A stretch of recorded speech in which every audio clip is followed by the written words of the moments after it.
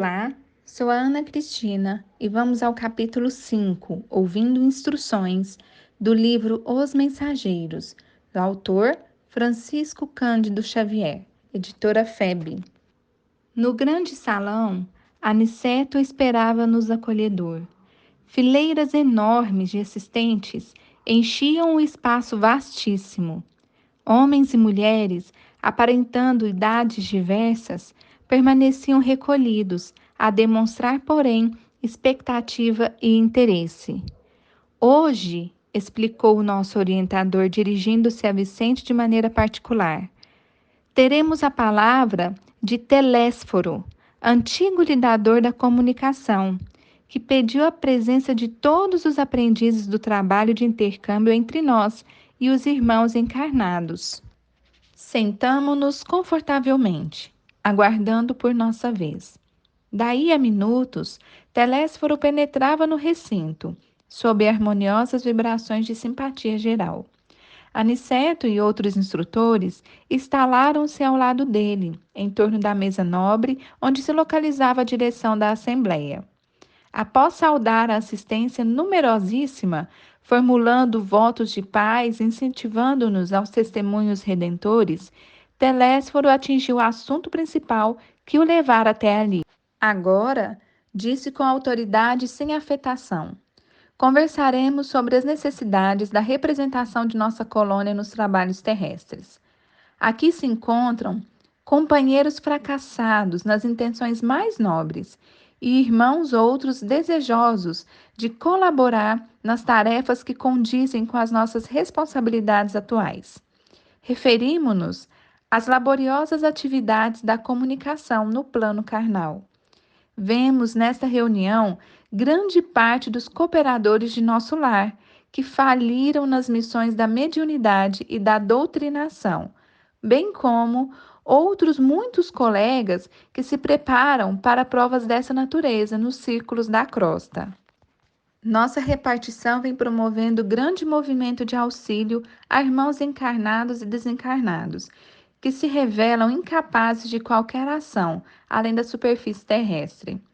Nossa tarefa é enorme. Precisamos disseminar ensinamentos novos relativamente à preparação dos que habitam nossa colônia, considerando os esforços e realizações do presente e do porvir. É indispensável socorrer os que enfrentam, corajosos, as profundas transformações do planeta. As transições essenciais da existência na Terra encontram a maioria dos homens absolutamente distraídos das realidades eternas. A mente humana abre-se cada vez mais para o contato com as expressões invisíveis, dentro das quais funciona e se movimenta. Isto é uma fatalidade evolutiva. Desejamos e necessitamos auxiliar as criaturas terrestres. Todavia, contra a extensão de nosso concurso fraterno, operam dilatadas correntes de incompreensão. Não relacionamos apenas a ação da ignorância e da perversidade. Agem contraditoriamente, neste particular, grande número de forças do próprio espiritualismo. Combatem-nos algumas escolas cristãs como se não colaborássemos com o Mestre Divino. A Igreja Romana classifica-nos a cooperação como diabólica.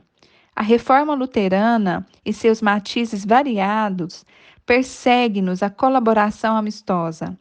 E há correntes espiritualistas de elevado teor educativo que nos malsinam a influência, por quererem o homem aperfeiçoado de um dia para o outro, rigorosamente redimido a golpe instantâneo da vontade, sem realização metódica. No campo de nosso conhecimento da vida, não podemos condená-los pelo desentendimento atual. O catolicismo romano tem suas razões ponderáveis. O protestantismo é digno de nosso acatamento. As escolas espiritualistas possuem notáveis edificações. Toda expressão religiosa é sagrada, todo movimento superior de educação espiritual é santo em si mesmo. Temos então diante de nós a incompreensão dos bons, que constitui dolorosa prova para todos os trabalhadores sinceros, porque afinal não estamos fazendo obra individual, e sim promovendo o movimento libertador da consciência humana a favor da própria ideia religiosa do mundo. Sacerdotes, intérpretes dos núcleos organizados da religião e da filosofia, não percebem ainda que o espírito da revelação é progressivo, como a alma do homem.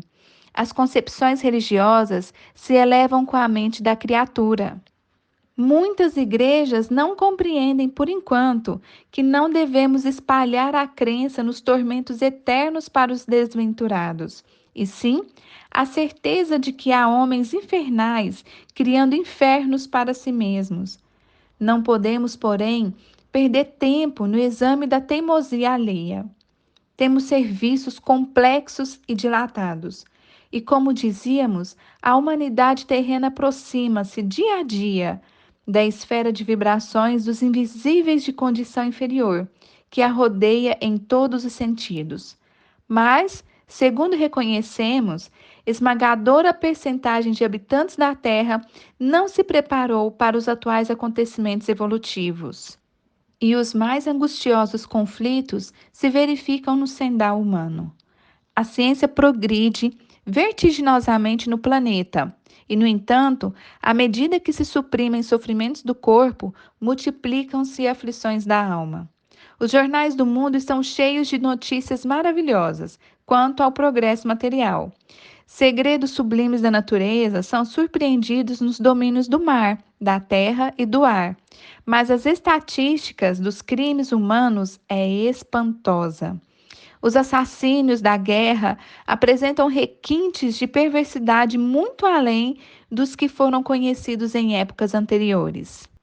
Atendido, porém, o corpo revelará as necessidades da alma.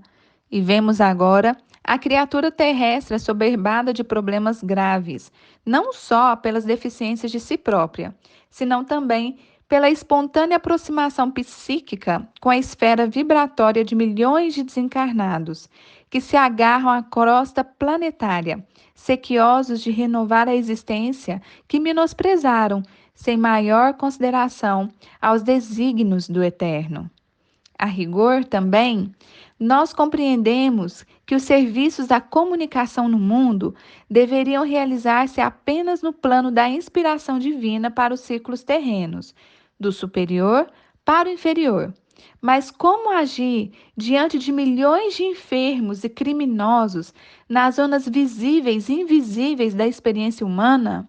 Pelo simples culto externo, como pretende a Igreja de Roma?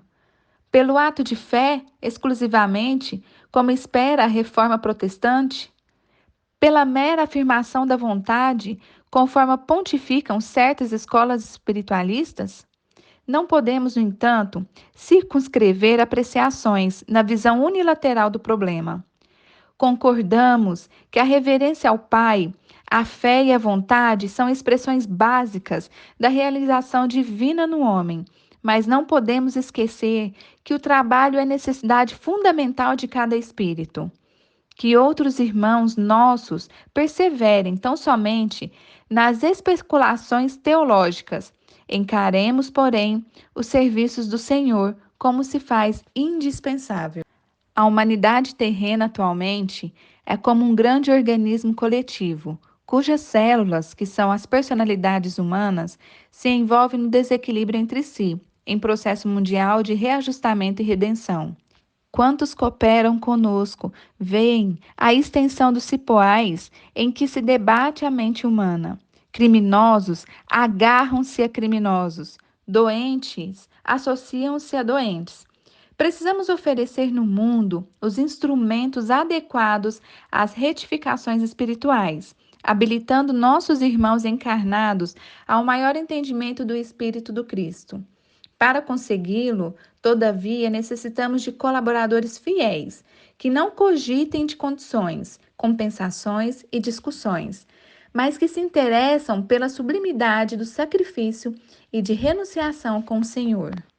A essa altura, Telésforo interrompeu a lição em curso e, fixando o olhar percussiente na assembleia, tornou em voz mais alta: quem não deseje servir, procure outros gêneros de tarefa.